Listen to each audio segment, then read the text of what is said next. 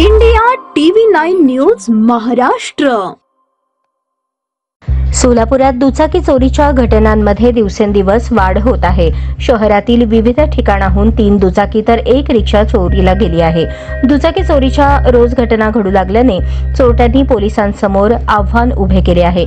पहिल्या घटनेत Siddheshwar market yard येथील NB कांद्याच्या दुकानासमोरून दुचाकी क्रमांक MH13DL 4794 चोरून नेल्याची घटना 19 मार्चला घडली। याबाबत सुभेदार गुलाब शेख वय 38 राहणार संगमेश्वर नगर अक्कलकोट रोड यांनी फिर्याद दिली।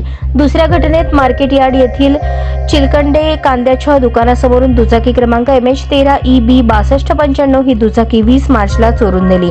याबाबत पारस अनिल गायकवाड वय 29 राहणार गुजरवस्ती बुद्ध विहाराजवळ यांनी फिर्याद दिली। तिसऱ्या घटनेत चडचणकर पेट्रोल पंपासमोर पार्क केलेली रिक्षा क्रमांक MH13BV 2061 ही चोरून नेल्याची घटना 20 मार्चला घडली। रिक्षा पार्क करून मुली सेंट्रल हॉस्पिटल येथे पाहण्यासाठी गेले असता अज्ञात चोरट्याने रिक्षा चोरून नेली। याबाबत नासिर अजीज खान वय 50 राहणार मोदीखाना पाचकंदील यांनी तक्रार दिली। चौथ्या घटनेत मार्केट यार्ड येथील प्रधान हॉटेल समोरून दुचाकी क्रमांक MH13CG 9507 चोरून नेल्याची घटना 20 मार्चला घडली।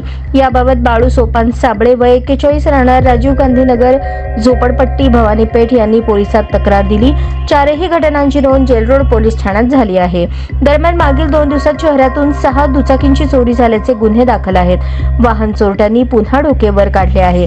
पोलिसांनी ठोस कारवाई करण्याची मागणी आता नागरिकांकडून करण्यात येत आहे।